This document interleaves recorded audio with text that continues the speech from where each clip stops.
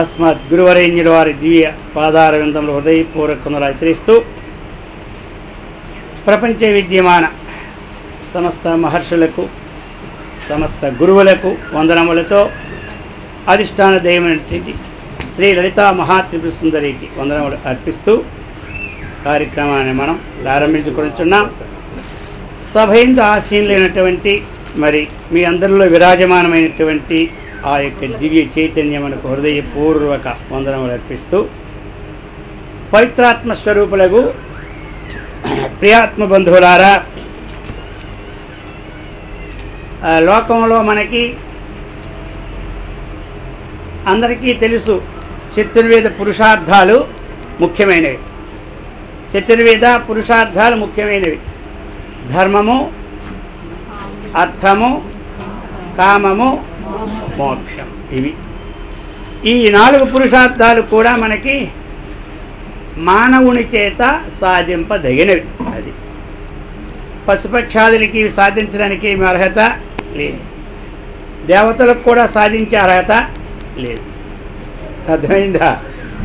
ఎంత ఉత్తమ జన్మ అంటే మంది దేవలోకం వెళ్ళినంత వరకు వెళ్ళలేదని ఎప్పుడు పోతామని మనకు తహతహలే, కానీ ఆ దేవలోకం వెళ్తే ఎప్పుడు మానవలోకం పుడతామని తహతహలట అక్కడ. అర్థమైందా?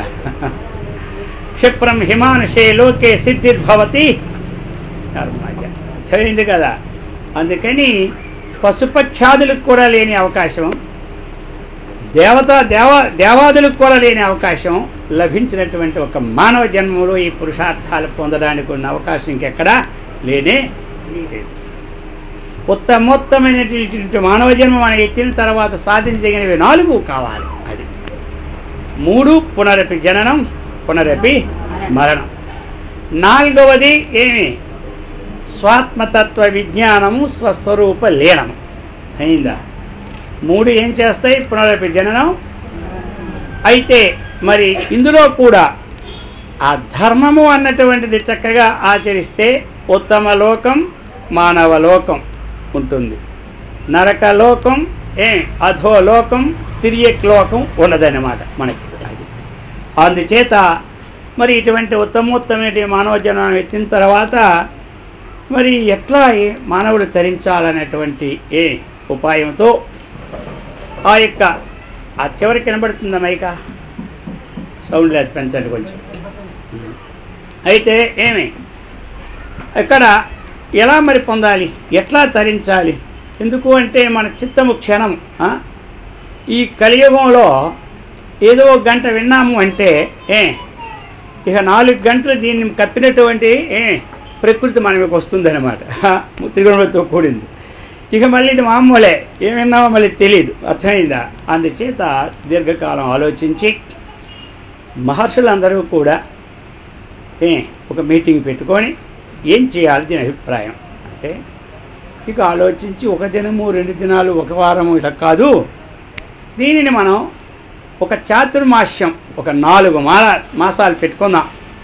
ఆనాడు నైమిసారణ్యములో శౌనకాది మహామునులకు సూతులు వారు ఎప్పుడు కూడా ఆ యొక్క ఆ నైమిసారణ్యంలో ప్రతి సంవత్సరము వారున్నంత జీవిత పర్యంతము 4 మాసాలు పెట్టి ఈ యొక్క విషయాన్ని చర్చించుకుంటూ ఆ యొక్క స్థితిని పొందడానికి ఒక అవకాశం 4 మాసాలు పోని విన్నాం. 1 నెల మర్చిపోయాం, 2 నెలలు విన్నా మర్చిపోయాం, అప్పటికైనా 3 నెలలకు గుర్తొచ్చి 4 నెలలకి ముక్తి పదాన్ని అందుకుంటాను ఉద్దేశంతో అప్పుడు 4 మాసాలు నిర్ణయించారు. అయితే ఏంటంటే ఈ కలియుగం కంప్యూటర్ యుగం కాబట్టి అంత తీరిగి లేక 2 మాసాలతోనే కాలం గడిపిస్తున్నాం మేము కూడా. అర్థమైందా?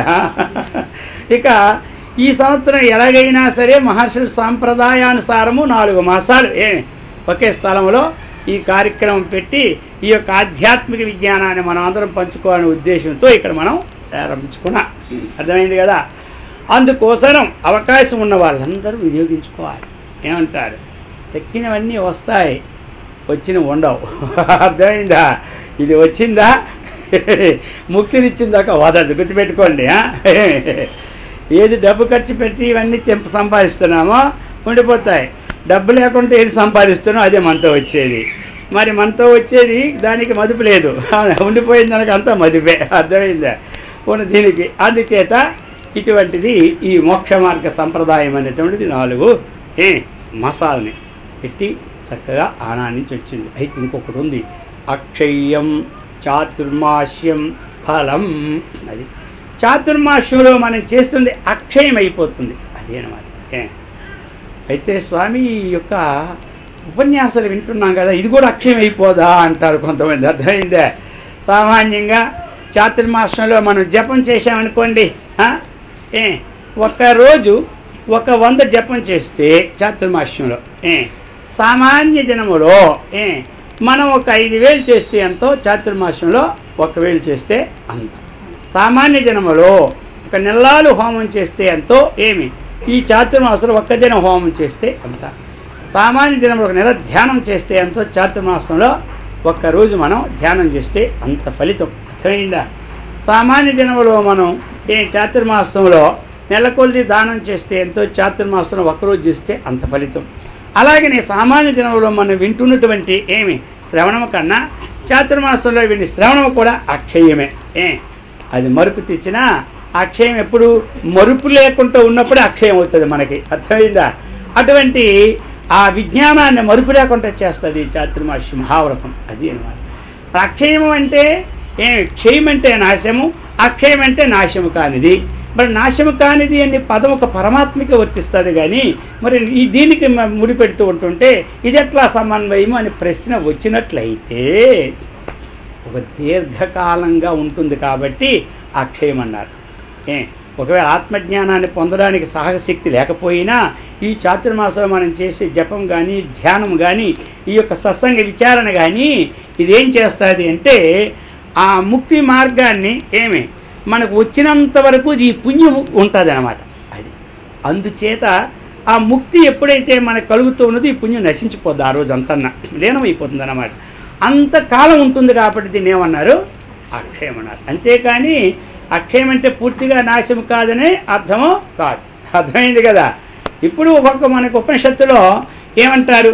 అమృతత్వం అశ్నుతే అంటుంటారు. అర్థమైంది కదా?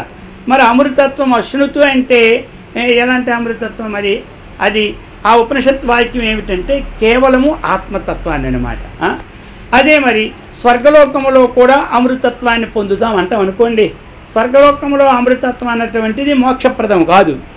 అమృతత్వం అశ్నుతే అనేటప్పుడు విద్యయా అమృతం అశ్నుతే అంటే ఇక్కడ అమృతత్వానికి అక్కడ అమృతత్వానికి కారణం ఏమిటి అంటే ఇది ముక్తిని జన్మ లేకుండా చేస్తుంది. అక్కడ అమృతత్వం మరి ఎందుకన్నారంటే మానవ జన్మలో మన ఆయుర్దాయానికే 100 సంవత్సరాలు ఉంటాం పోతాం లెక్కలేదు. అక్కడ ఒక 500-1000 ఉంటాం కాబట్టి దీని అపేక్ష అది అమృతత్వం. అర్థమైంది కదా? అదే ఈ పదాలకు కూడా మన అర్థాన్ని చక్కగా తెలుసుకోవాలి. అటువంటిది అందుచేత ఈ చాతుర్మాస్య మహావ్రతంలో చక్కగా అందరూ శ్రవణం చేసుకోవడానికే పెట్టుకున్నాం మనం. ఏదో పూజలు వాటితోనే కాలం గడుపుకోవడం కాదు మనం. అర్థమైందా? మనము పూజలతోనే కాలం కాదు, మనకు కావాల్సింది ఏమిటి? నిమిత్తం. ఇది నిమిత్తం ఏమిటి? ఇదే అనమాట. కేవలం ఉపన్యాసం కంటే అందరూ కొత్తలు రారు. అర్థమైందా? సరిగ్గా పెట్టండి. కేవలము ఉపన్యాసం అంటే అందరూ కాబట్టి విశేషమైనటువంటి పూజ ఒక హోమము అది ఉండేటప్పుడు ఇప్పుడు ఇంతసేపు హోమం చేసి ఇప్పుడు ఉపన్యాసం వెళ్ళగలరా? వెళ్తారా? ఇంకెంతసేపు ఉన్నాం కాబట్టి ఇదేది విజ్ఞానం అంటారు. అందుకని ఎలాంటివన్నీ చిన్న కుర్రవాడు చేదు మాత్రం ఇంకాలంటే తుప్పు నూసేస్తాడు. తల్లి చూసింది వీడికి ఇలా కాదని చెప్పి ఆ మాత్రమే చుట్టూ బెల్లం రాసి పెడతాది. అది నోలికి తెలిసి మింగేస్తాడు అన్నమాట. అర్థమైందా? ఇది విడికి తీపిలా కూడా లోపల పని చేస్తాయి. అలాగే ఇవన్నీ కూడా నాలుగు మీద ఏమి తీపి రాయడానికి అనమాట. అర్థమైందా? అందుకని ఆ తర్వాత ఇది లోనికి వెళ్ళాలి. అది అందుచేత అధ్యాత్మ జ్ఞాన నిత్యత్వం తత్వజ్ఞానార్థ దర్శనం ఏతజ్ఞానమితి ప్రోక్తం అన్నాడు. అన్యథా అజ్ఞానం. అందుకని ఏ పని మనం చేస్తున్నా దాని యొక్క పరాకాష్ఠత గమనించుకోండి. మీరు జపం చేయండి, పరాకాష్ఠ ముక్తి. ధ్యానం చేయండి, పరాకాష్ఠ ముక్తి. అర్థమైంది కదా? పారాయణ చేయండి, పరాకాష్ఠ ముక్తి.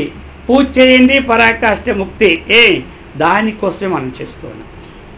అయితే దానికోసం అయితే మరి ఇహలోకంలో సుఖం ఉండాలి కదా స్వామి, ఆయురారోగ్య ఐశ్వర్యాలు లేకపోతే అది ఎప్పుడు వస్తుందో లేదే కానీ ఇప్పుడు కళ్ళతో చూసి మాకు ఈ కష్టాలే తెలియదంటారు కొంతమంది. అర్థమైందా? ఇది వస్తుంది అది వస్తుంది, రాకపోలేదు. అనన్యాశ్చింత ఎంతో మాం ఏ జనా పర్యుపాసతే తేషాం నిత్యాభియుక్తానాం యోగక్షేమం వహామ్య. అందుచేత యోగము వస్తుంది, మనకి క్షేమాన్ని చూస్తున్నారు. అర్థమైంది కదా? కాబట్టి ఈ ప్రకారంగా మనం ఈ చక్కగా ఉన్న ఈ ఆధ్యాత్మిక విషయాలు తెలుసుకోవడానికి ఒక ఏర్పాటు అన్నమాట సభ అది. అందుచేత అందరూ కూడా ఎలా అంటే ఒక్కొక్కరు ప్రతిరోజు కూడా మనం విన్నది కాస్త జ్ఞాపకం ఉంచుకొని పక్కవారికి చెప్పుతూ వాళ్ళని కూడా ఇందులో ప్రేరేపిస్తూ తీసుకొని రావాలి. అందరూ చక్కగా వినాలి. అయితే ఇక మరి మనం ఈ ప్రకారంగా అనంత శాస్త్రం బహువేదితవ్యం అల్పశ్చ కాలః బహవశ్చ విఘ్నాః హంసో యదా క్షీరమివాంభుమిశ్రం యత్సారభూతం తదుపాసితవ్యం. శాస్త్రములు మనకి అనంతం, కాలం అంతా అల్పం. అందుచేత మనము సారాన్ని గ్రహించాలి. అందరూ కూడా ఏం గ్రహించాలి? సారాన్ని గ్రహించుకోవాలి. ఆ శాస్త్రము కూడా వాసనే, కానీ కొంతవరకు ఉండాలి. గట్టిగా పట్టిందాక ఇప్పుడు ఇంగువ డబ్బాలో ఇంగువ పోవాలంటే ఇంకొక వాసన ఎక్కించాలి వద్దా చెప్పండి? అది ఆ వాసన పట్టించడానికి ఎంతో వాసన ఎక్కితే ఈ వాసన.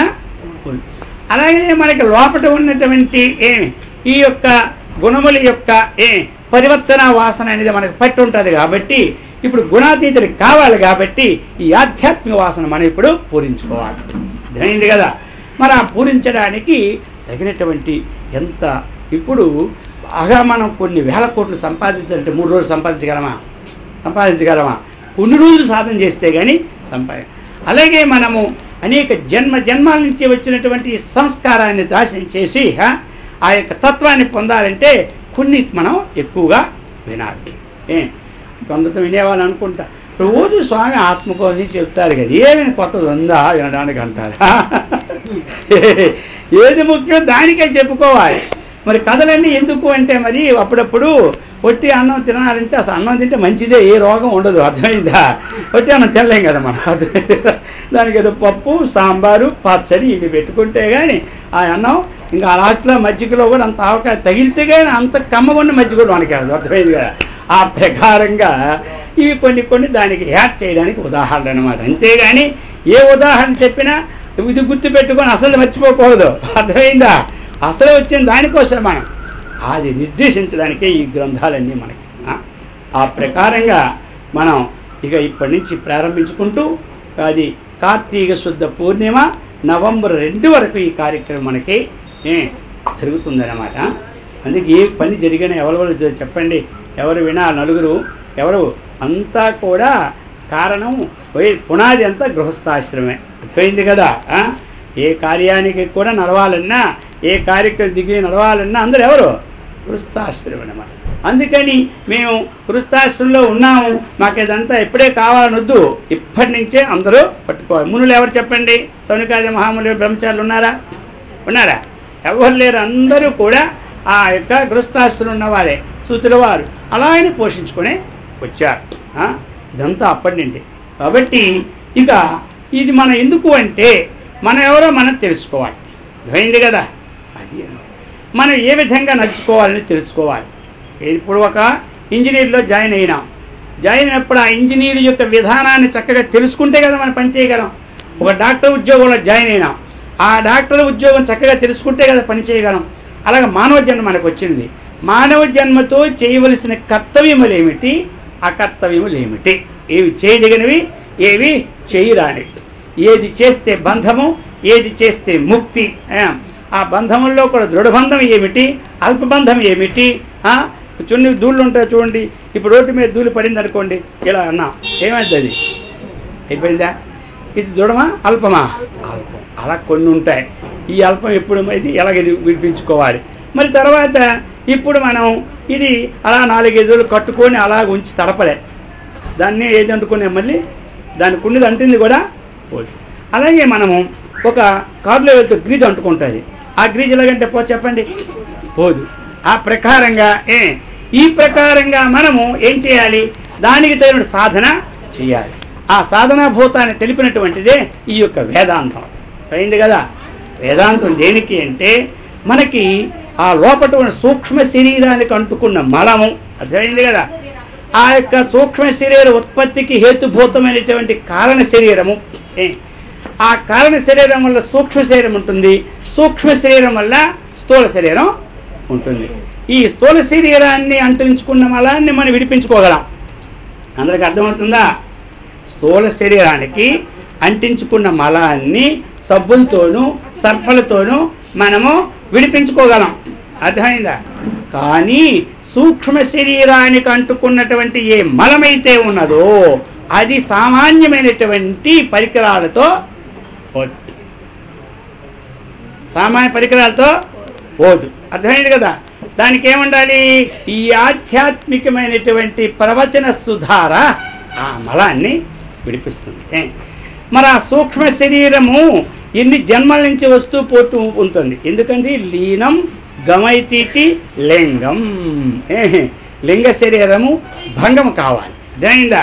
అది భంగమైన దాకా ఈ శరీరం మనకి వస్తూనే ఉంది. మరి ఆ సూక్ష్మ శరీరం మలాన్ని విడిపించుకోవడానికి తగిన సాధనలు చేస్తూ ఉన్నా ఈ యొక్క జపము, ఈ ధ్యానము, ఇదంతా. కానీ ఇది తాత్కాలికంగా విడుతుంది, మళ్ళీ మనకు వస్తూనే ఉంటుంటాయి. అందుచేత దీనికి ఏం చేయాలి చెప్పండి. హరి ఓం. కారణ శరీరం అన్నటువంటిది ఉంటుంది, అర్థమైంది కదా. ఆ కారణ శరీరం యొక్క ఆ అజ్ఞానం అన్నమాట, అది ఎంతవరకు ఉంటుందో అంతవరకు వస్తూ ఉంటుంది. ఏమొస్తుంది, ఏమొస్తుంది చెప్పండి. సూక్ష్మ శరీరం. మా అందరి శరీరాలు బంద్ చేయాలి. అది ఏమొస్తుంది, సూక్ష్మ శరీరం, అర్థమైంది కదా. సూక్ష్మ శరీరం ఎంతవరకు ఉంటే అంతవరకు ఏ శరీరం వస్తుంది, స్థూల శరీరం, అర్థమైందా. ఇప్పుడు సూక్ష్మ శరీరం ఎంతవరకు ఉందో అంతవరకు స్థూల శరీరం వస్తుంది, అర్థమైంది కదా. కారణ శరీరం ఎంతవరకు ఉందో అంతవరకు సూక్ష్మ శరీరం వస్తుంది. అందుచేత ఇప్పుడు ఈ శరీరత్రయాన్ని మనం ఏం చేయాలి, నష్టం చేయాలి. దీనికి అంటుకున్నది మామూలుగా తీయగలం, కానీ సూక్ష్మ శరీరానికి అంటుకునే మనం ఈ సబ్బులతో నభూతో భవిష్యత్తు. అందుచేత మనం చేసే జపం, మనం చేసే ధ్యానము, అర్థమైంది కదా. మనం చేసే పూజ అన్నీ కూడా చేయండి. పూజలు అంటే ఏమి నీరసగా చూసుకోకండి. భగవంతుడిని అర్చన చేయాలి, చక్కగా అర్చన చేయండి, ఏం పర్వాలేదు, అర్థమైంది కదా. ఆ ప్రకారంగా చేస్తే ఆ సూక్ష్మ శరీర మలం అన్నటువంటిది ఏమి వదులుతూ వదులుతూ ఇంకా సూక్ష్మైపోతుంది. అది ఇక దాన్ని ఆ చిన్నది ఉంటుంది ఎప్పుడు కూడా అంటుకోనే, అది ఎప్పుడు పూర్తిపోద్ది, ఈ కారణ శరీరానికి ఏదైతే మనకి ఉపాధి అజ్ఞానమో ఆ అజ్ఞానం పూర్తిగా ఎప్పుడు పోతుందో అప్పుడు రెండు శరీరాలు పోతాయి. మరి ఆ అజ్ఞానాన్ని మనం వదిలించుకోవాలి అంటే ఏం చేయాలి తెలుసా, ఇంకోలా పోదు. ఈ వేదాంత దివ్య ప్రబోధాల వల్లనే పోతుంది. ఏం పోతుంది చెప్పండి, అజ్ఞానం. అజ్ఞానం పోతుంది అంటే కారణ శరీరం పోతుంది, అది అన్నమాట. కాబట్టి ఈ దివ్య ప్రబోధని మనం ఎంత దీర్ఘకాలం వింటూ ఉంటుంటే అంత తేలిగ్గా ఉంటుంది. ఇంట్లో పనులు కష్టము, ఇదిలో పనులు కష్టం, ఏది ఉండదు మనకి, అర్థమైందా. ఈ సంసారం కష్టమైన మాటే రాదే, తెలియకే ఇది కష్టం అనుకుంటున్నాం. ఇప్పుడు చూడండి, మనకన్నా కష్టపడుతూ ఉన్నారు ఎవరు. మీకు ఈ యొక్క టీవీలో చూస్తున్నటువంటి వాళ్ళు అనేక సీరియల్స్ వస్తాయా, వాళ్ళందరూ కష్టపడుతున్నారా, ఒట్టిగిస్తున్నారా డబ్బు వాళ్ళకే. అంత కష్టపడిన కష్టం అనుకుంటున్నారా, అనుకోవడం. ఎందుకు, ఈ కష్టపడిన యాక్షన్ నాది కాదు అనుకుంటున్నారు. వీటికి నేను విలక్షణంగా ఉన్నటువంటి సాక్ష్యం అనుకుంటున్నారు లేదు వాళ్ళు చెప్పండి. అలా కాకపోతే అక్కడ ఏడుపు ఇంటికాడ ఏడుస్తారా, ఇక్కడ ఊరికి ఏడుస్తుంటారు, మనకు కనబడుతామో ఎంత ఏడు మనం ఏడు చేస్తుంటాం, వంట చేసిన నీళ్ళల్లో వంట పడేస్తుంటాం, మనం అర్థమైందా. కానీ వాళ్ళు ఎందుకు వాళ్ళకి కష్టం లేదు, దీనికి నేను సాక్షిని అనుకోని చేత వాళ్ళు ఎన్ని యాక్షన్లు చేసినా వాళ్ళకి హాయిగా ఉంది. అలాగని మనం ఈ జ్ఞానం తెలుసుకుంటే ఈ ప్రకృతి నాటకాలన్నిటికీ మనం సాక్షి అనమాట. నాటకం అంటే ఇంట్లోకి జరిగినటువంటి విషయాలన్నిటికీ మనం ఎవరు ఈ సాక్ష్యం అనుకుంటే, మనకు సాక్షి అనుకోండికి ఏం కష్టం చెప్పండి. సాక్ష్యానికి ఏం కష్టం ఉంటుందా, సాక్షి వికారం లేనివాడు సాక్షి కదా, అది అనమాట. అందుచేత మనకేమీ కష్టం ఉండదు. మరి ఆ సాక్షి స్థితిని తీసుకురావాలంటే కేవలం ఈ వేదాంతం యొక్క విచారణ ద్వారానే వస్తుంది. అందుచేత ఈ వేదాంత విచారణ అన్నటువంటిది అవసరమా అనవసరమా చెప్పాలి అందరూ. అంతే. మళ్ళీ ఒకరోజు అవసరమా, 2 రోజులు అవసరమా? గట్టిగా అవసరం అంటారు. ఇంకా ఏటో ఈ స్వామివారు ఈ సంవత్సరం ఉండకుండా మేమే పనులు పడి వస్తూ ఉంటుంటే ఇంకా 2 నెలలు పెంచినారు, అందులోనికి సీజన్లన్నీ మారిపోయినాయి, ఈ సీజన్లో ఈ సీజన్ పెట్టారు స్వామివారు అని కొంతమంది అంటారు. ఆ సీజన్తో వద్దు, మనకి ఈ సీజనే ముఖ్యమైన మాట. ఆ సీజన్లు వస్తూ ఉంటాయి, పోతూ ఉంటాయి. అందుచేత ఈ స్థూల సూక్ష్మ సకారణాంతరకేళనం పరిపాలనం విశ్వతేజస ప్రాజ్ఞచేత సమంతరాత్మనిజాం సుఖం సర్వకారణమీశ్వరం నిటలాంతరాల విహారకం ప్రాతరేవకి మానసాంతర్భావయేద్ గురుపాదుకా.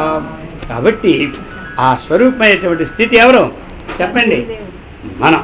అందుకని ఈ యొక్క విజ్ఞానాన్ని తెలుసుకోవడానికి పెట్టుకున్నాం. అందుకని ఉదయం పూట ఏమిటంటే మరి ఇటువంటి విషయాలు తెలుసుకోవడానికి కొన్ని ధర్మాలను చక్కగా తెలుసుకోవాలి. మనం ఏ విధంగా ఉండాలో ఈ ధర్మాలు. ఎందుకంటే ఒక యోగం కావాలి అంటే, ఒక సమాధి కావాలి అంటే పతంజలి మహర్షి ఏం చెప్పారంటే, ఎవరికి యమ నియమాలు అన్నటువంటివి గట్టిపడతాయో, అందరికి అర్థమవుతుందా? వినబడుతుందా అందరికీ? అది ఎవరికి యమ నియమాలు గట్టిగా ఉంటాయో వారికే సమాధి కలుగుతుంది. మనకి అందరికీ కావాల్సిన సమాధి అంటే అందరికి ఇష్టమే కదా. ఇష్టం లేదా ఏ సమాధి మరి ఏమంటారు? అందుకని సమాధి యమ నియమాసన ప్రాణాయామ ప్రత్యాహార ధారణ ధ్యాన సమాధి అదనమాట. అందరికీ ఆ సమాధిని కావాలి అంటే ఎవరికి యమ నియమాలు అన్నటువంటివి స్టాండర్డ్గా ఉంటాయో వారికి సమాధి అంత కష్టం ఉండదు. అలాగనే ఎవరికి ఆధ్యాత్మిక విజ్ఞానం పట్టుబడ్డానికి మొట్టమొదటి గృహస్థాశ్రమంలో ఉన్నటువంటి ప్రతి అంశంలో ఉన్నటువంటి ధర్మ విభాగాన్ని మనం చక్కగా తెలుసుకోవాలి. అటువంటి విభాగాలన్నీ కూడా మనకి ఉదయం పూట కార్యక్రమంలో ఉంటాయి. ఇక మధ్యాహ్న కార్యక్రమంలో రోజు కూడా 5 గంటల నుండి 6 గంటల వరకు శ్రీ శంకరాచార్యుల వారు, ఆయన ఎవరు? లోకోద్ధారకులు, జగదోద్ధారకుల వారు. అర్థమైందా? వారు ఒక ఆత్మతత్వాన్ని, అద్వైత తత్వాన్ని చక్కగా ప్రత్యేకం స్థాపించిన మతం కాదు, అది ఉన్నటువంటి తత్వాన్ని అందరికీ అందించి ఈ యొక్క త్రివిధ తాపముల నుండి తప్పించడానికి ఒక సూక్ష్మమైనటువంటి ఆత్మతత్వ విషయమే మనకి వెల్లడి చేశారు వారు. అయితే అలాగని చెప్పి మామూలు గ్రంథాన్ని రచించలేకపోయి అన్నీ రచించారు, భక్తి తన్మయత్వం సాహసం చెందారు. అటువంటి శంకరాచార్యుల వారికి దివ్యవాణి వారి యొక్క వాణి ఈ 4 మాసాలు మనం వింటామన్నమాట. ఎప్పుడు? సాయంకాలం. అది గ్రంథం మొదలుపెట్టింది ముందే చెప్పేస్తుంటాం. అలా ఆ గ్రంథం చిన్న చిన్నవి కూడా తీసుకుంటాం అందులోన. వారి యొక్క దివ్యవాణి మనకి చక్కగా మధ్యాహ్నం పూట అవి వింటామన్నమాట. ఇక ఆ ప్రకారంగా మనము ఈ యొక్క ఈ సుసూక్ష్మమైన ధర్మాలన్నీ కూడా తెలుసుకోవడానికి ప్రయత్నం మనం చేస్తాము. ఆ విధంగానే ఒక వ్యాఖ్యాని గ్రంథమాలని ఇక దాన్ని మనం ఒక ఆధారం ఏదో ఒకటి, అన్నీ అదే వస్తుంది కానీ ఆధారం ఉండాలి కదా, ఏదో ఒకటి పెట్టుకోవాలి. ఏమిటి గ్రంథమాలన్నీ? అన్ని గ్రంథాల్లో అన్ని విషయాలు మనకు వస్తూనే ఉంటాయి. అందుచేత మరి మనకి ధర్మార్థ కామోక్షంలో మొట్టమొదటి ఒక ధర్మం కాబట్టి ఆ ధర్మం అనేది ఒక సంక్షిప్తంగా మనం చెప్పుకుంటూ ఇక అక్కడి నుంచి ముందుగా వెళ్ళిపోతాం ఇక ప్రారంభం నుంచి. అయితే మనకి శాస్త్రం చెప్పిందనమాట ధర్మము అంటున్నాం మనం. ఏమిటి ధర్మము అన్నటువంటి? ధరతి విశ్వం ధర్మం. అర్థమైంది కాదు? ధరతి విశ్వం ధర్మ ఒక పదానికి అర్థం. ఇది స్థూలాంశం ఉంది, సూక్ష్మాంశం ఉంది ఇందులోను ధర్మంలో. కాబట్టి విశ్వం అనే ద్వితీయ విభక్తి, విశ్వమును ధరతి ధరించుచున్నది కాబట్టి అది ధర్మం. అంటే ముందు సూక్ష్మం చెప్పుకుంటున్నాం అనమాట. ధరతి విశ్వమితి ధర్మం. అదే ఏమిటి మరి అంటే విశ్వమును ధరించుచున్నది. ఈ విశ్వాన్నంతా ధరించిన వాడు ఒకడు ఉన్నాడు. ఏమిటి? ఈ విశ్వాన్నంతా ధరించిన వాడు ఒకడు ఉన్నాడు. మరి అతని పేరు ఏం పేరు అంటే ఏం చెప్పాలి చెప్పండి అందరూ? ధర్మస్వరూపుడు అంటాం. అందుకనే ధరతీతి ధర్మ. ధరతీతి ఏడు ధరతి దేన్ని ధరించినట్టు ప్రశ్న వస్తుంది కదా. అది ధరతి విశ్వమితి ధర్మ ఏమంటారు. కాబట్టి మనకి ధరతి అంటే ఏంటి? ధరించుట అని అర్థం అన్నమాట. ధరతి ఇది ధర్మ. మరి ధరతి అనేది ఏమైపోయింది? క్రియ అయిపోయింది కదా మనకి. ధరతి ఇది అన్నారు. మరి కర్మ అయితే ఉండాలి కదా. ఏదైనా పని చేసినప్పుడు ఏంటయ్యా ఎక్కడికి వెళ్ళావు? నేను గ్రామానికి వెళ్ళాను. అదే గ్రామం 100 గ్రామాలు ఉన్నాయి. ఏ గ్రామం అంటే ఏంటి అని చెప్పాలి. అలాగనమాట. ఏంటి దేన్ని ధరించినట్టు? విశ్వం ధరతీతి ధర్మ అని ఈ ప్రకారముగా. అందుకనే శాస్త్రం చెప్తుంది ఏష ధర్మ సనాతన. ఈ ధర్మము అన్నటువంటి ఏ పదమైతే వచ్చిందో విశ్వాన్ని ధరించినటువంటి వాడు ఎప్పటి నుంచి ఉన్నాడు ఇతడు? సనాతన. ఈ ధర్మము ఏది స్వరూపుడు ఎప్పుడు? సనాతన అంటే మొదటి సృష్టి పూర్వం ఉన్నటువంటి ఏకమేవాసిత్ అనే ఉపనిషత్తు వాక్యం ఏదో అది ధర్మస్వరూపం ఇక్కడ మనకి.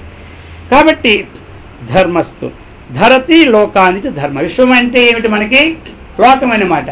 అందుచేత కొంతమంది విశ్వము అంటే ప్రపంచం, లోకమన్న ప్రపంచం. అది ధ్రీతే జనీరితి ధర్మ అదనమాట. జనీహి జనుడి చేత ఏది ధరించుచున్నదో అది ధర్మం. ధ్రియతే జనేరితి ధర్మ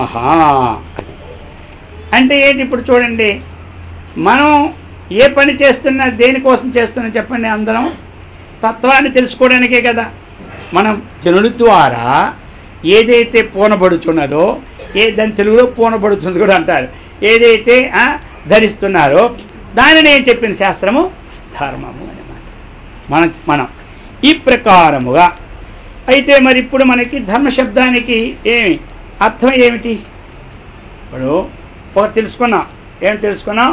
ఆత్మ సంబంధమైన స్వరూపము ధర్మం అని. మరి లోకంలో ధర్మము అంటే ఒక ప్రక్రియ ఉంటుంది కదా. ఇప్పుడు సాధన అనేది ఉంటుందా మనకి? సాధనలో మనం తీసుకునేటప్పుడు ఏ తత్వాన్ని ఏ విధంగా తీసుకోవాలి ఇప్పుడు మరి మనం ధర్మ శబ్దానికి అని సందేహం. అయ్యా నీవు కొంతమంది అంటారు, నువ్వు చేసిందంతా ధర్మానికి విరుద్ధంగా అంటారు. ఏమిటి విరుద్ధం? అది ఎక్కడిది? ఆత్మజ్ఞానానికి భిన్నమైనటువంటి జ్ఞానం సంపాదించడమా? ఇప్పుడు ధర్మానికి విరుద్ధం అంటే 2 అర్థాలు. ఆత్మజ్ఞానానికి భిన్నమైనటువంటి జ్ఞానాన్ని సంపాదించడమా? ఇప్పుడు ఇంతవరకు చెప్పుకున్నాం, ఆత్మ కదా మనం చెప్పుకున్నాం. ఇప్పుడు ఆత్మవిషయం చెప్పుకున్నాం కదా మనం. నువ్వు చేసిందలా ధర్మానికి విరుద్ధం అనేటప్పుడు ఆత్మజ్ఞాన సంబంధం ధర్మమైంది, ఆత్మజ్ఞానం కంటే భిన్నమైనది అధర్మమైంది. మరి ఆత్మజ్ఞానం కంటే భిన్నమైనటువంటివి ఇవన్నీ ఉన్నాయి కదా లోకంలో. ముఖ్యమైన మంచి పనులు కూడా ఉన్నాయి కదా. మరి మంచి పనులు అధర్మమా? మరి సందేహం వస్తుంది. అర్థమైంది కదా. అందుచేత ఇప్పుడు ఈ మనకి శాస్త్రంలో ధర్మాధర్మాలకి అది ముఖ్యార్థం చూసుకున్నాం కదా మనం. ఇప్పుడు లోకంలో ఉన్న వ్యవహారార్థం చూసుకోవాలి మనం. లోకంలో ఉన్నటువంటి వ్యవహారాలు ఏమిటి అంటే అప్పుడు చెప్పింది వేద విహిత కర్మ ధర్మ. ఏమైంది కదా. ఇప్పుడు ధర్మశబ్దాన్ని కూడా మనం తెలుసుకున్నాం కదా ఇంతకుముందు. ఆత్మ అయితే అక్కడ అధర్మం అన్నప్పుడు 2 విధాల అర్థం వస్తుంది. ఆత్మ కంటే భిన్నమైనటువంటి ప్రవృత్తే మనకు కలిగి ఉండి అది సాత్వికం కావచ్చు, కానీ అక్కడ దానికి మాత్రం అది అధర్మమే. అలాగే అర్థమవుతుంది ఆ సూక్ష్మమైన విషయాలు. ఇక్కడ అధర్మం అంటే మన దృష్టిలో ఏదో ఒకటి ఎదురుగా చూస్తున్నటువంటి నష్టమో కష్టమో కలిగించడం అధర్మం అనుకుంటున్నామా? అంతే కదా. ఇప్పుడు ఆత్మతత్వాన్ని మనం పొందుతూ ఉన్నాము.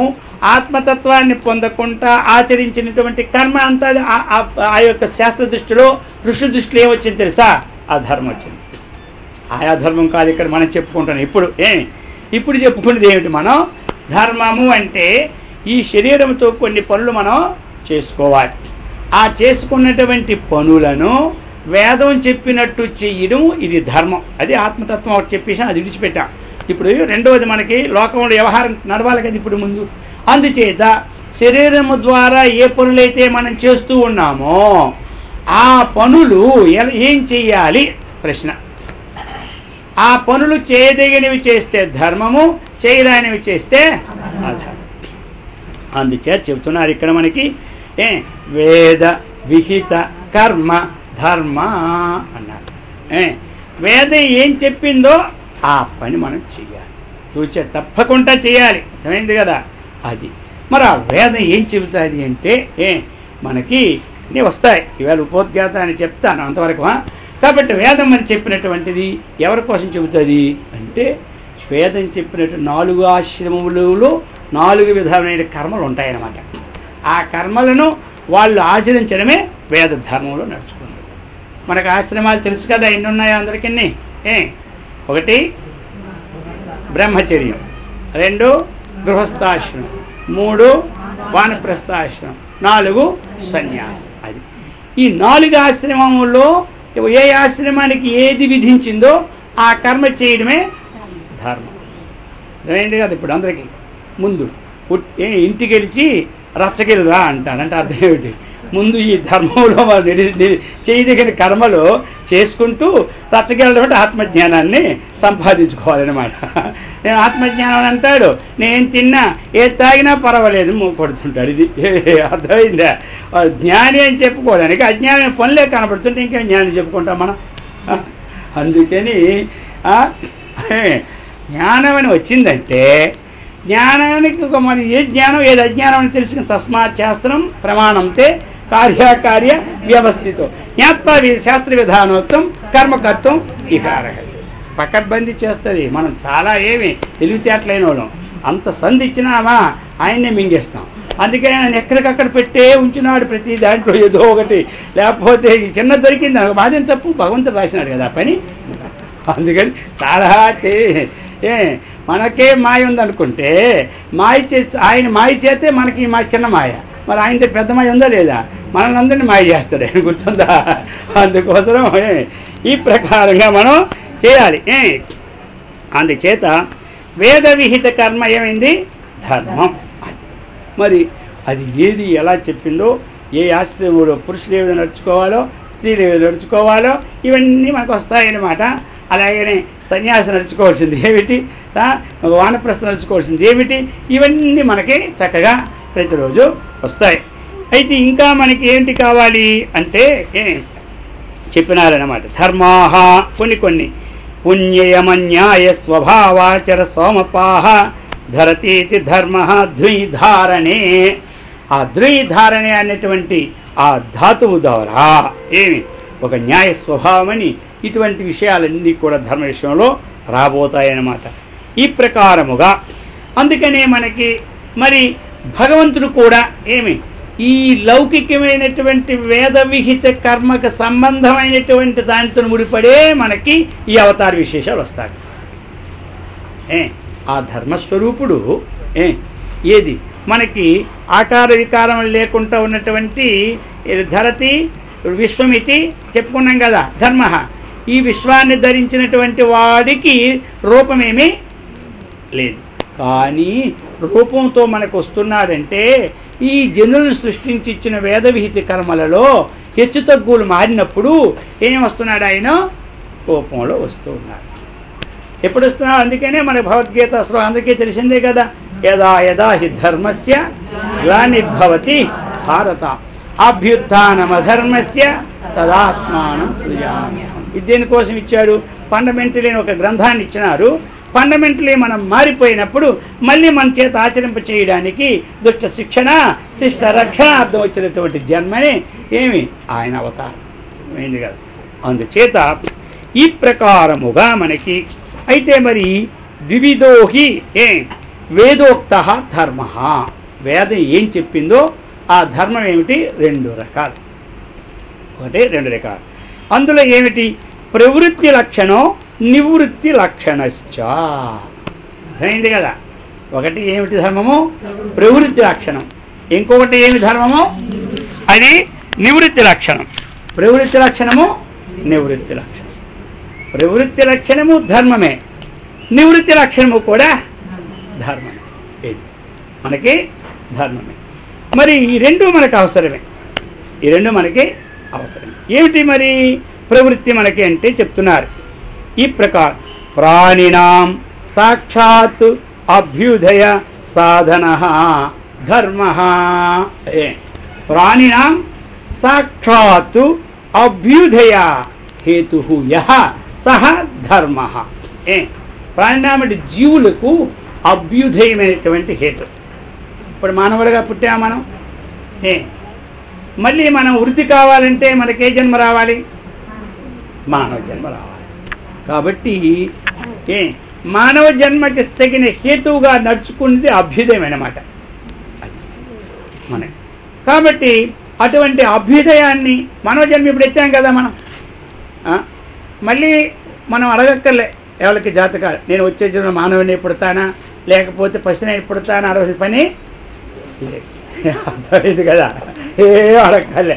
ఇప్పుడు అది మన చేతిలోనే ఉంది, ఎవరి చేతిలో లేదు. కాబట్టి మనం చేసిన తప్పు పనులు చేసి భగవంతుడా నన్ను అందులో తీసుకెళ్ళకుండా ఒప్పుకుంటాడా? అలా తీసుకెళ్తే రేపొద్దున ఆయనకు కూడా చూడు, ఆయన కూడా మళ్ళీ కమిషన్ బేరం అయిపోయినట్టు అనుకుంటాడు. అర్థమైందా? కాబట్టి ఆయన కంప్యూటర్లు ఫీడ్ చేసేది ఆనాడే. అదే ఆయన అలా ఉంటాడంతే. ఇంకా ఆ కంప్యూటర్ ప్రకారం వస్తుంది మనకి ఇప్పుడు. కాబట్టి అభ్యుదయం అన్నమాట. అభ్యుదయంగా ఏది హేతువో అది ధర్మం. ఏది హేతు మరి ఏది విహిత కర్మో ఏది నిషిద్ధ కర్మ రెండు ఉన్నాయి కదా. మరి విహిత కర్మ అనేది అభ్యుదయానికి హేతు అది అనమాట. అందుచేత అది ధర్మం. ఇక్కడే మనకి పాయింట్ ఉంది, ధర్మో రక్షతి రక్షిత. చూసారా పాయింట్ ఏమొచ్చింది మనకి? అది ధర్మో రక్షతి రక్షిత అన్నాం. అంటే ఇక్కడ అర్థం ఏమిటి? మనందరికీ రోజు వింటూనే ఉంటున్నాం మనం. అది ధర్మ ఏవ హతో హంతి ధర్మో రక్షతి రక్షిత తస్మాత్ ధర్మో న హంతవ్యో మానో ధర్మో హతో వదీతు. ఇది కూడా మనుస్మృతిలో 8వ అధ్యాయం 15వ శ్లోకంలో ఇచ్చున్నారు. అలాగనే మనకి ధర్మ ఏవ హతో హంతి ధర్మో రక్షతి రక్షిత అన్నటువంటి శ్లోకం. ధర్మో రక్షతి రక్షిత అంటే ఏమిటి? శాస్త్ర విహిత కర్మ చేయడమే ధర్మం. ధర్మాన్ని మనం రక్షించలేం. ముందు మనం ధర్మాన్ని కాపాడాలా, ధర్మం మనల్ని కాపాడాలా? చెప్పండి. ధర్మదేవత నన్ను కాపాడు, నేను ఏదో చేస్తూ ఉంటుంటాను, అవన్నీ పట్టించుకోక దేవత అంటుంటే అవుతుంది. ఏమంటారు? అందుచేత ఎవరిని కాపాడాలి? తల్లి పిల్లని కాపాడాలా, పిల్ల తల్లిని కాపాడాలా? ముందు ఎవరు కాపాడాలి? తల్లి ముందు పిల్లల్ని, తర్వాత పిల్లల తల్లిని. సరే తర్వాత కొన్ని ఇక్కడ ఎంతవరకు ఉదాహరణ తీసుకోండి. వాళ్ళు కాపాడలేదని తర్వాత సంగతి చూద్దాం. దాని విచారణ మళ్ళీ వస్తుంది సబ్జెక్టులో.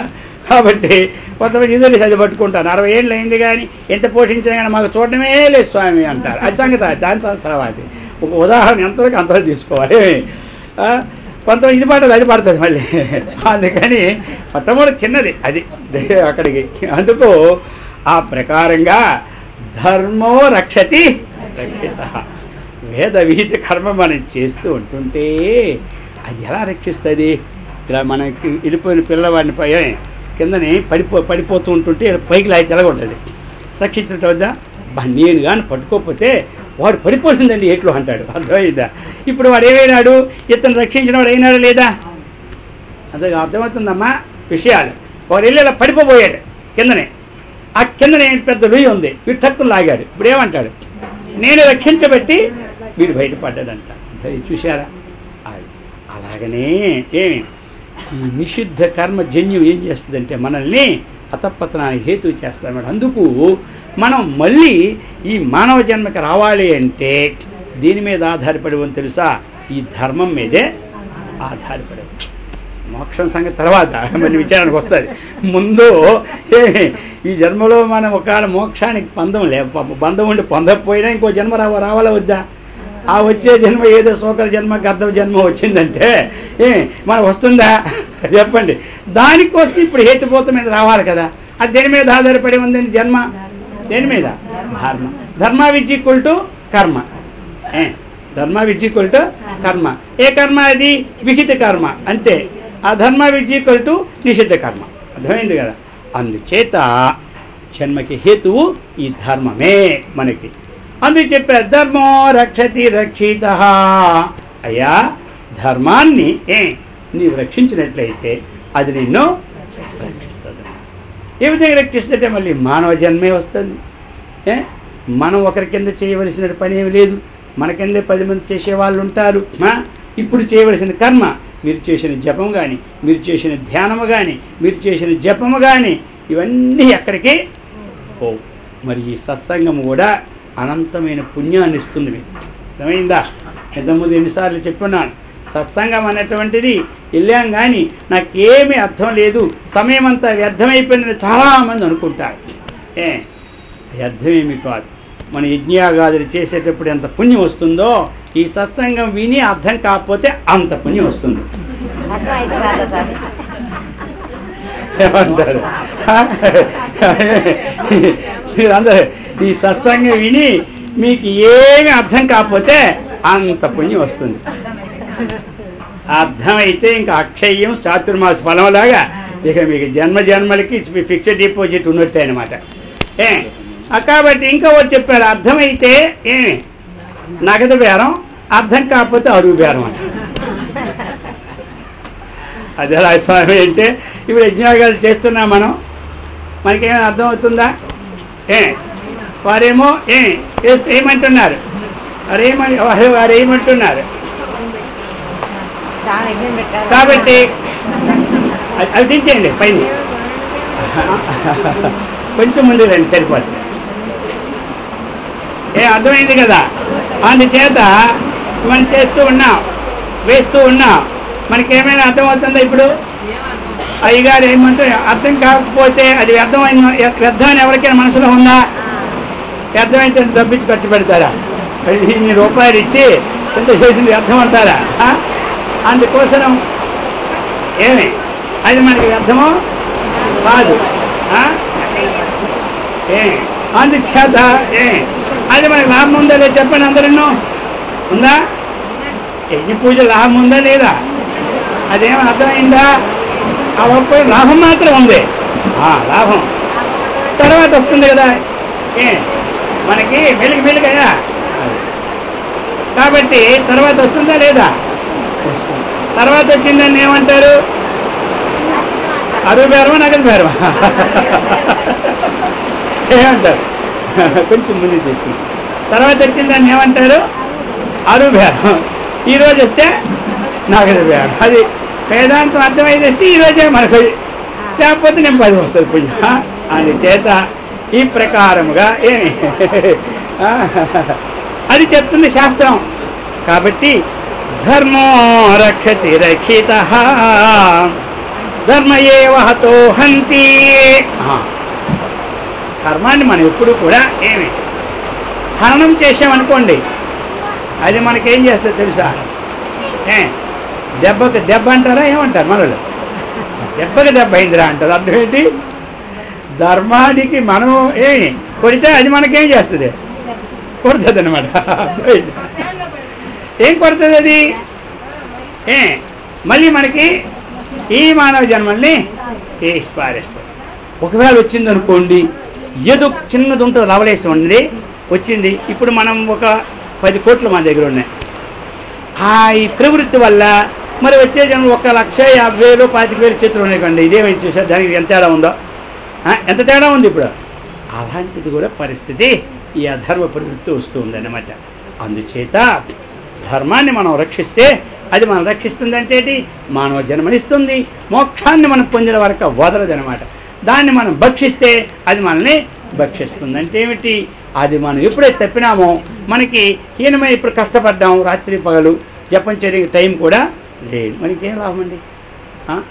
తింటున్నాం ఉంటున్నాం, పశుపక్షాలు తింటూ ఉంటున్నాయి, మనకి దానికి వీటికి మధ్య ఏముంది చెప్పండి? అందుచేత చెప్పినారు ధర్మ ఏవ హతో హంతి.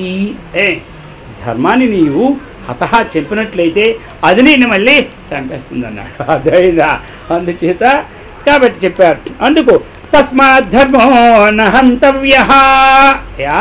మానవ జన్మలో నువ్వు ఎప్పుడు కూడా ధర్మాన్ని నష్టపరచడానికి ప్రయత్నము చెయ్యకు. మనో ధర్మో హతో అవధేతు. అది ఎప్పుడు నష్టం చేయడానికి చూడదు. ఎప్పుడు కూడా తల్లి పిల్లలనేమో బాగు చేయాలని చూస్తూ ఉంటారు. అయిందా? తల్లి పిల్లల్ని బాగు చేయలేనే కానీ చెడిపోని చెప్పండి. శాసనం చెప్తారు తల్లి, శాసనాతిథి శాస్త్రం. అయినా వీళ్ళ కూర్చో, ఇలా లేవు, ఈ విధంగా ఉండు అని చెప్తుందా చెప్పండి. మరి అది కుర్రవాడికి ఎలాగుంటుంది చెప్పండి? కొంచెం తెలిసినట్టు కష్టంగా ఉంటుంది. నాకు ఎలాగ అలవాటైతే అలా కూర్చుని ఉంటుందా? ఉంటుంది. కానీ తర్వాత వాడు వింటే ఏమవుతాడు? అలాగని శాసనాతిథి ఏమి శాస్త్రం కాబట్టి శాస్త్రం చెబుతుంది, నువ్వు ఇలా కూర్చో, ఇలా లేవు, ఇలా ధ్యానం చేసుకో, ఇలా ఉండు, ఇంట్లో ఈ విధంగా ఉండు, ఈదులో ఈ విధంగా ఉండు, గురువుగారి దగ్గర ఈ విధంగా ఉండు, పెద్దవాళ్ళ దగ్గర ఆ విధంగా ఉండు, చిన్నవాళ్ళ దగ్గర ఈ విధంగా ఉండు అన్నటువంటిది ఏం చేస్తుంది? మనకి శాస్త్ర ధర్మాన్ని బోధిస్తుంది. అది అనమాట. అందుచేత మనకి ఇది అందుకు శాస్త్రంలో ధర్మం అన్నటువంటిది మనకి ముఖ్యంగా కావాలి. వేదవిధి ధర్మ ప్రసంగాదపి నాచరంతి పాపం ప్రయత్నేన సమాచరంతి ఆశ్చర్యమే తద్ధి మనుష్యలోకే అమృతం పరిత్యజ్య విషం పిబంతి. చూసారా శాస్త్రం ఏం చెబుతుందో? మన సంగతి చెప్పేస్తుంది అన్నమాట. ధర్మ ప్రసంగాదపి నాచరంతే అంటే అర్థం మనకి ఇప్పుడు ధర్మం ప్రసంగాత్, ధర్మాన్ని ఆచరించడానికి ప్రయత్నం మాత్రం మనం చెయ్యం. ధర్మాన్ని మనం ఏం చేస్తాం? ఆచరించడానికి ప్రయత్నము చెయ్యం. కానీ పాపం ప్రయత్నేన సమాచరంతే, ఆ పాపం అనేది ఏంటిది? అధర్మం అనేది చేయడానికి చక్కగా ప్రయత్నం చేస్తాం. కాబట్టి శాస్త్రం చెబుతుంది అన్నమాట. దేనికి ప్రయత్నం చేయాలి అంటే ఆ ధర్మ రక్షణ కోసం ప్రయత్నం చేయాలి. అది ధర్మరక్షణ కోసం ప్రయత్నం చేయాలి. అది ధర్మరక్షణ. ఎవరి రక్షణ? ముందు తన రక్షణ. కొంతమంది తన రక్షణ కాదు, ఎదుటివారి రక్షణే చూసి తన రక్షణ మరి విడిచిపెడతాడు. వచ్చింది గొడవ. అర్థమైందా? తాను రక్షణ ఏంటి? తాను ఆచరించాలి. అది తన రక్షణ అంటే ఏమిటి? తాను ఆచరించడమే రక్షణ. అర్థమైంది కదా? ఎదుటివాడు ఆచరించాలని చెబుతాడు కానీ తను మాత్రం ఆచరించాడు. ఇది అలా ఉండకూడదనమాట చెబుతుంది శాస్త్రం. చెప్పడం మాత్రం అంటారు కదా, వాడు చెప్పే శ్రీరంగ నీతిలే కానీ వాడి మాత్రం ఏం చేయడు అంటారు. అర్థం అయిపోయింది గోవింద ఏమంటారు. అందుచేత చెప్తున్న ధర్మ ప్రసంగాదపి నాచరణ, ధర్మ ప్రసంగమును తీసుకోవాలి మనం. అది ఎప్పుడు ఆచరణ లేకుండా ఉండకూడదు. కాబట్టి పాపం ప్రయత్నేన సమాచరంతి. ఇంకా లోకములో ఆశ్చర్యమైన విషయం ఏముందని మనకి చెప్తుంది శాస్త్రం. ఇది ఇంకా ఆశ్చర్యం ఇంకేముంది? ఇది మహాశ్చర్యం కదా. ఏది ధర్మమో అది ఆచరించుకుంటా, ఏది అధర్మమో అది ప్రయత్నపూర్వకంగా సాయంకాలం వరకు పనిచేస్తున్నారు కదా. ఇంకంతకంటే ఆశ్చర్యము చెప్తున్నారు. ఆశ్చర్యమే తద్ది మనుష్యలోకే, మనుష్యలోకంలో ఎంతకంటే ఆశ్చర్య విషయమే లేదట. అర్థమైంది? అది ఎలాగంటే దానికి చిన్నగా చెప్పినారు మనకి. కోపం రావాలి అప్పుడప్పుడు. కోపం వస్తే పిల్లలు మాకు పని చేస్తారా? నువ్వు మాటికి చెప్తున్నావు, చెప్పక చూడు ఇప్పుడే తెచ్చేస్తున్నా పని అంటాడు. కోపం వస్తేనే పనులు అవుతాయి. ఇంట్లో కూడా చూడండి, 4-5 సార్లు భర్త గారు చెప్పారనుకోండి, అప్పుడే కోపం వచ్చి ఏం చేస్తా? వచ్చి వెంటనే తెచ్చి పెట్టేస్తా. అర్థమైందా? ఆ ప్రకారంగా లోకంలో అమృతం పరిత్యజ్య విషం పిబంతి. ఏదైతే అమృతం ఉందో దాన్ని లోకంలో విడిచిపెట్టేస్తుంది. లోకంలో విడిచిపెట్టే అమృతం మనమే చేతిలో ఉన్న అమృతాన్ని విడిచిపెట్టేసి ఆ పక్కన ఉన్నటువంటి విషాన్ని తీసుకుంటారు. ఆ విధంగా మన చేతులతో ఏది నడవాలో ఆ నడవలసిన ధర్మాన్ని మనం విడిచిపెట్టి ఏదైతే దూరంగా నడలేమో ఆ అధర్మాన్ని మనం స్వీకరిస్తున్నాం. కాబట్టి అందుచేత శాస్త్రం అనేది ధర్మ ప్రసంగాదపి నాచరంతి పాపం ప్రయత్నేన సమాచరంతి ఆశ్చర్యమేతద్ది మనుష్యలోకే అమృతత్వం పరిత్యజ్య విషం పిబంతి అని శాస్త్రం చెప్తూ ఉన్నారు. అర్థమైంది కదా?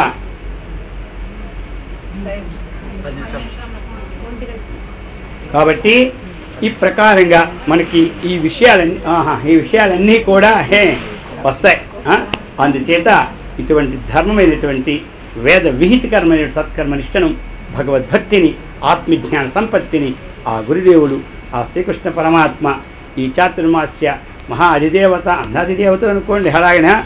కాబట్టి అటువంటి అధిదేవత కూడా మనకి చక్కగా అన్న సత్కర్మనిష్టను, భగవద్భక్తిని, ఆత్మజ్ఞాన సంపత్తిని ఇచ్చి అందరికీ కూడా ఆయురారోగ్యాలను కూడా ప్రసాదించేటట్టు ఆ భగవంతుడు అనుగ్రహించుగాక. ఓం సహనావతు సహనౌ భునక్తు సహ వీర్యం కరవావహై తేజస్వినావధీతమస్తు మా విద్విషావహై. ఓం శాంతి శాంతి శాంతి. హరి ఓం తత్సత్.